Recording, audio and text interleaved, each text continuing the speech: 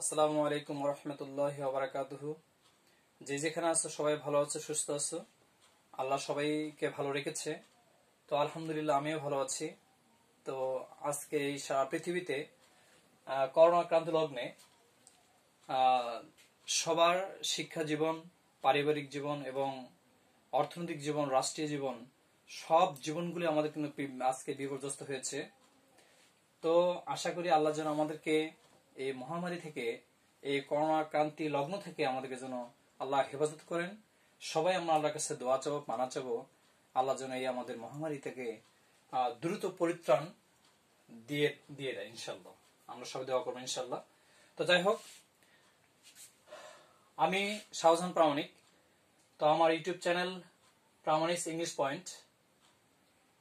তো আজকের বিষয় হচ্ছে সাফিক্স অ্যান্ড প্রিফিক্স, এই বিষয় নিয়ে আলোচনা করবো ইনশাল্লাহ। তো এই সাফিক্স অ্যান্ড প্রিফিক্স বিষয়টা এমন একটা বিষয় যেটা সব ক্লাসের জন্যই, সব শ্রেণীর জন্যই এটা খুব ইম্পর্টেন্ট, খুবই একটা প্রযোজ্য বিষয়। তো শুধু একাডেমিক লেখাপড়ার জন্যই কিন্তু এটা এই সাফিক্স অ্যান্ড প্রিফিক্স শেখা হয় না। আমরা দেখেছি বিভিন্ন পরীক্ষায়, যখন আমি অনেক চাকরির পরীক্ষা দিয়েছি, ভাইবে দিয়েছি, তো রিটেন পরীক্ষাগুলোর মধ্যে ইংলিশের যে অংশটা থাকে সেখানে কিন্তু সাফিক্স অ্যান্ড প্রিফিক্সের ব্যবহারগুলো আমরা দেখতে পাই। সেখানে একটা শব্দ দেওয়া থাকলো, এই শব্দটা কিভাবে চেঞ্জ করা যায়, কিভাবে পরিবর্তন করা যায়, একটা শব্দ থেকে আর একটা শব্দে কিভাবে পরিবর্তন করা সহজ করা যায়, এর জন্য কিন্তু আমাদের সাফিক্স অ্যান্ড প্রিফিক্সের আমাদের প্রয়োজন হয়ে থাকে। তো সো দ্যাট বেসিক্যালি আমার আজকের কন্টেন্টটা মূলত ক্লাস 8, ক্লাস 9, 10 এবং আমি মনে করবো যারা বিভিন্ন চাকরির পরীক্ষা দিতে যান, আমি মনে করবো যে আমি একজন ক্ষুদ্র শিক্ষক। আমার এই প্রচেষ্টা শুধু 8, 9, 10 জন্য নয়, চাকরি প্রত্যাশা যারা আছেন সবার জন্য আমি আশা করি এই কন্টেন্টটা অনেকটা ফলপ্রসূ হবে ইনশাল্লাহ। তো যাই হোক, আমরা জানি যে আসলে এই ইংরেজিটা আমাদের আসলে মাতৃভাষা নয়, এটা একটা আমাদের ফরেন ল্যাঙ্গুয়েজ, যে English is our international language. তো এই ভাষাটাকে আমাদের যদি আমরা শিখতে যাই, তাহলে অবশ্যই আমাদের কিছু কিছু পয়েন্ট, কিছু কিছু টপিকস আমাদের অবশ্যই জানা আমাদের প্রয়োজন। যেরকম আমরা যদি শব্দের অর্থ না জানি, সেটা হতে পারে আরবিক, সেটা হতে পারে ফ্রেঞ্চ ভাষা, সেটা হতে পারে ইংলিশ ভাষা, এমনকি আমাদের মাতৃভাষার অনেক শব্দ রয়েছে যে শব্দের অর্থগুলো আমরা জানি না, তাই না? এখন যদি আমরা শব্দের অর্থ না জানি, তাহলে আমরা কিন্তু একটি বিদেশি ভাষা কখনোই শিখতে পারবো না। সুতরাং এই সাফিক্স অ্যান্ড প্রিফিক্সের যে আইটেমটা, আমি আমার মতো করে বলি, যেটা একটা হলো শব্দ তৈরির একটা মেশিন অথবা যন্ত্র তোমরা বলতে পারো। এখানে একটি শব্দ থাকবে, সেই শব্দটাকে আমরা we have to change the word by using suffix and prefix. Suffix and প্রিফিক্সের মাধ্যমে আমরা শব্দটাকে চেঞ্জ করব, এটা আমাদের মূল লক্ষ্যের বিষয়। তাহলে এখন আমাদের দেখা যাচ্ছে ক্লাস 8-এর ছাত্রদের রয়েছে হলো 9 নম্বরের আইটেমে। থাকবে কয়টা? আমাদের হলো 10টা। একটি করে প্রশ্নের মার্ক হচ্ছে হলো 0.5, অর্থাৎ হাফ মার্ক। 10টা করলে আমাদের 5 মার্ক। আর ক্লাস 10-এর আছে হলো আইটেমটা হলো 8 নম্বরে, যে সেখানে কিন্তু আমাদের 5 মার্ক এবং 0.5 অর্থাৎ হাফ মার্ক করে এখানে আমাদের রয়েছে। অনেক শিক্ষার্থী দেখা যাচ্ছে যে এই শব্দগুলো তারা ভাবে যে আমরা কিভাবে চেঞ্জ করব, তা অনেকটাই কিন্তু আসলে আপসেট হয়ে যায়। যে আসলে একটা টেক্সট দেওয়া থাকে, টেক্সটটা মানে কিভাবে তারা পরিবর্তন করবে, টেক্সটের ভিতরের শব্দগুলো কিভাবে পরিবর্তন করে, তারা সেটা হয়তো অনেক জানে না, হয়তো বা তার কৌশলগুলো বুঝতে পারে না যে প্রথম একটা শব্দ আমরা কিভাবে চেঞ্জ করব। তো আমি সহজ পদ্ধতি ইনশাল্লাহ আমি চেষ্টা করবো যে এটাকে সুন্দরভাবে বোঝানোর। তো তোমরা দেখতে পাচ্ছ এখানে তিনটে ওয়ার্ড আছে, there are 3 words on the whiteboard. প্রথম শব্দটা হচ্ছে এডুকেট, দ্বিতীয় শব্দ হচ্ছে ম্যানেজ, তৃতীয় শব্দ হচ্ছে important. So that there are 3 words. Those 3 words we can change by using suffix and prefix, কি তাই না? তাহলে আমরা দেখব আসলে যে পরীক্ষায় 8 অথবা ক্লাস 10 এর যে টেক্সট একটা প্যাসেজ দেয়া থাকে, টেক্সট দেয়া থাকে, টেক্সটের ভিতরে শব্দগুলো, ব্র্যাকেটের শব্দগুলো চেঞ্জ করতে হয়। তা আসলে আমাদের হুট করে এই টেক্সটটার প্রথম শব্দ অথবা যে কোনো শব্দ প্রথমে চেঞ্জ করা আমাদের যাবে না। At first we have to read the whole text silently, slowly. For 1 minute you have to read the whole text. প্রথমে তোমার টেক্সটটা পড়ে নিয়ে এর থিমটা জানলেই তাহলে শব্দগুলোর ইন্টার রিলেটেড শব্দগুলো তোমরা অবশ্যই জানতে পারবে আশা করি। তাহলে আমরা পরবর্তী দেখব কিভাবে টেক্সট পড়তে হয়, কিভাবে টেক্সটের শব্দগুলো চেঞ্জ করতে হয়। আমার পরবর্তী কন্টেন্টে, পরবর্তী ভিডিওতে অবশ্যই তোমাদেরকে সুন্দরভাবে জানানোর চেষ্টা করবো ইনশাআল্লাহ। তো আজকে আমরা 3টে শব্দ নিয়ে আমরা অবশ্যই আলোচনা করব, কিভাবে এই শব্দটা কোন পার্ট অফ স্পিচে রয়েছে এবং এখান থেকে কতটা পার্ট অফ স্পিচ তৈরি করা যায়। তাহলে এখানে আমরা দেখছি এডুকেটটা হচ্ছে হলো ভার্ব, অর্থ শিক্ষা দেওয়া। তাহলে এডুকেট থেকে হচ্ছে আমাদের তৈরি করতে পারে হচ্ছে এডুকেশন।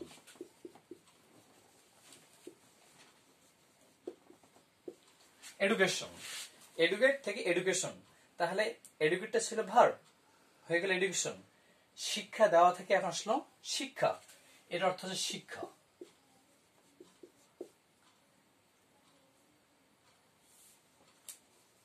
শিক্ষা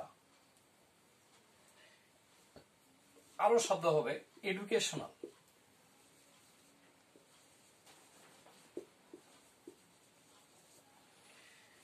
এখানে যুক্ত হয়েছে এডুকেশনাল, যুক্ত হয়েছে আইওএন, আর এডুকেশনালে যুক্ত হয়েছে আবার এখান থেকে তৈরি হলো এডুকেট থেকে এডুকেশনাল, তার এখান থেকে যুক্ত হচ্ছে হলো এনএএল, তাহলে এর অর্থ হচ্ছে হলো শিক্ষামূলক।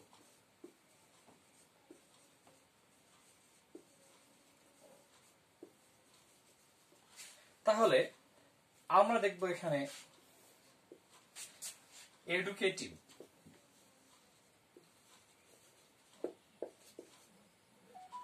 অর্থাৎ এটা অর্থ শিক্ষামূলক।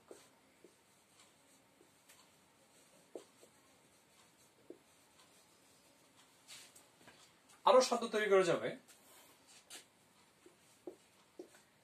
এডুকে,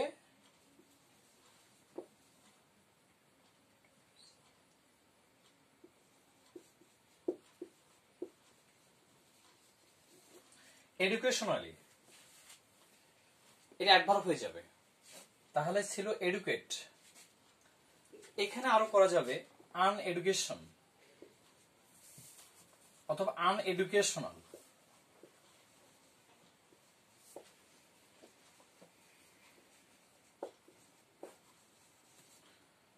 অশিক্ষামূলক।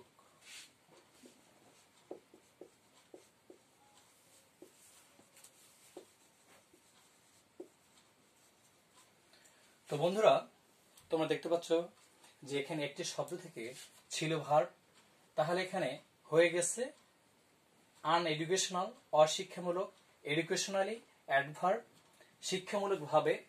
এডুকেট থেকে এডুকেশন, এটা নাউন, অ্যাবস্ট্রাক্ট নাউন যার অর্থ শিক্ষা। এডুকেট থেকে আসছে এডুকেশনাল, শিক্ষামূলক। এডুকেট থেকে আসছে এডুকেটিভ, এটাও অ্যাডজেক্টিভ, এটাও অ্যাডজেক্টিভ, এটা নাউন, এটা অ্যাডভার্ব, এটা হচ্ছে আমাদের অ্যাডজেক্টিভ। সো দ্যাট এইভাবে একটা শব্দ আমরা চেঞ্জ করতে পারি। এখন তোমরা বলতে পারো যে আসলে কোনগুলো সাফিক্স এন্ড প্রিফিক্স, আমি জাস্ট তোমাদের এক্সাম্পল গুলো দেখাচ্ছি আমি। তাহলে এখানে যুক্ত হয়েছে হলো বেজ ওয়ার্ড, কোনটা বেজ ওয়ার্ড হচ্ছে এডুকেট। তাহলে এডুকেট যদি বেজ ওয়ার্ড হয় তাহলে আমাদের যুক্ত হয়েছে এখানে ডাবল এল ওয়াই, এনএল এবং আন। সাফিক্স এন্ড প্রিফিক্স দুটো যুক্ত হতে পারে, অথবা সাফিক্স যুক্ত হতে পারে, অথবা প্রিফিক্স যুক্ত হতে পারে। এটা নির্ভর করে তোমাদের টেক্সটের উপরে, তাই না? এটা নির্ভর করে কিসের উপরে? টেক্সটের উপরে। টেক্সট যেটা চাবে, টেক্সট যেভাবে পরিবর্তন করতে বলবে, আমরা যে সাফিক্স প্রিফিক্সের কিছু ওয়ার্ড গুলো আমরা জানি, which are suffix and prefix, তাহলে আমরা চেঞ্জ করতে পারবো। সো তাহলে আমরা এখন এখানে দেখবো দ্বিতীয় শব্দটা হচ্ছে ম্যানেজ। ম্যানেজ শব্দের ভার্ব। আমরা শব্দটা দেখেছি যে ম্যানেজ থেকে ম্যানেজার হয়।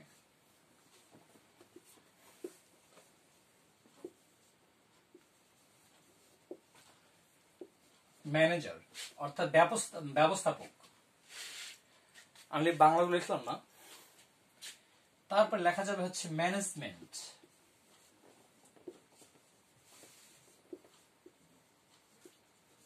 ম্যানেজমেন্ট মানে ব্যবস্থাপনা। এখানে বিবৃতি শব্দ তৈরি করা যাবে, বিবৃতি শব্দ তৈরি করা যাবে মিসম্যানেজমেন্ট।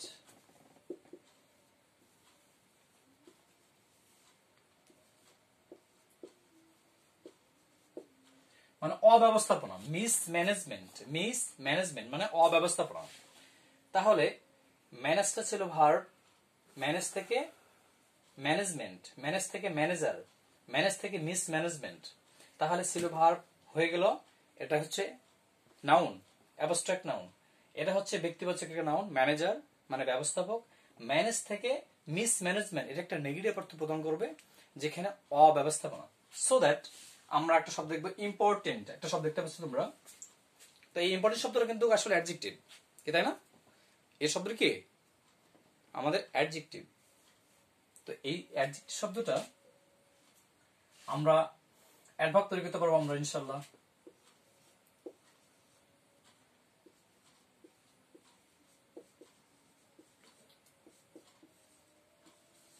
ইম্পর্টেন্টলি।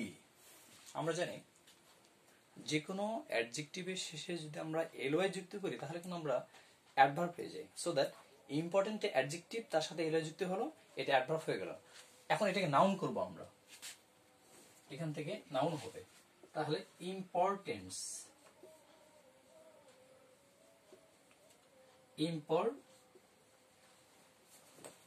ইম্পর্টেন্স মানে গুরুত্বপূর্ণ। তাহলে এর বিপরীত শব্দ তৈরি করা যাবে আনইম্পর্টেন্ট মানে অগুরুত্বপূর্ণ। তাহলে অনেক শব্দ এভাবে আমাদের, তারপর লেখা যাবে ইম্পর্টেন্সি, ইম্পর্টেন্ট, ইম্পর্টেন্টলি, আনইম্পর্টেন্ট। এই শব্দগুলো চেঞ্জ হয়ে যায়।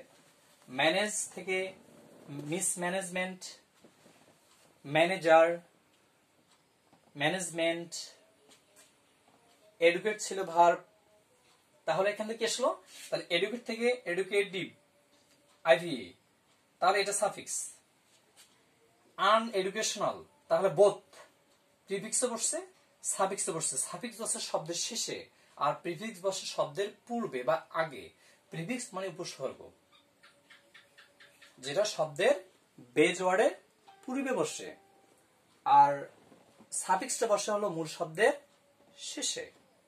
সো দ্যাট তাহলে আমরা দেখতে পাচ্ছি কিন্তু এই শব্দটার ম্যাক্সিমাম গুলো কিন্তু আমাদের যুক্ত হয়েছে আমাদের কি সাফিক্স। সো দ্যাট প্রিয় শিক্ষার্থী সবাই ভালো থাকে এবং সুস্থ থাকবে ইনশাআল্লাহ, আশা করি। তো আমি ক্ষুদ্র চেষ্টা করেছি তোমাদের জন্য, যাতে তোমরা এই সাফিক্স আর প্রিফিক্স সুন্দরভাবে তোমরা করতে পারো। ভয়ের কোনো কারণ নেই। একটা কথা আছে, practice makes a man perfect. যত অনুশীলন করবে তত দক্ষ মানুষ হওয়া যাবে। সো দ্যাট কোনো ভয়ের কোনো কারণ নেই। আমার ক্ষুদ্র প্রচেষ্টায় তোমরা সবাই আমার জন্য দোয়া করবে ইনশাআল্লাহ। তোমাদের যে ইংলিশের যে আইটেমগুলো, টপিকসগুলো আছে, আমি আশা করবো সুন্দরভাবে তোমাদের জন্য এটাকে উপস্থাপন করার জন্য চেষ্টা করবো ইনশাআল্লাহ। তো আমার এই নতুন চ্যানেলে তোমরা যারা আছো, আমার প্রিয় শিক্ষার্থীরা বা যারা আমার শুভাকাঙ্ক্ষী রয়েছে, যারাই ভিডিও চ্যানেলটা দেখবেন, অবশ্যই আপনারা অবশ্যই সাবস্ক্রাইব করবেন। এবং কোনো ভুল ভ্রান্তি যদি একটু হয়ে যায়, তা আপনারা কমেন্ট বক্সে অবশ্যই লিখবেন। আমি আশা করি ভুলগুলো আমি সংশোধন হবে ইনশাল্লাহ। তো সবাই ভালো থাকবেন, সুস্থ থাকবেন এই শুভকামনায়। আসসালামু আলাইকুম ওয়া রাহমাতুল্লাহি ওয়া বারাকাতুহু।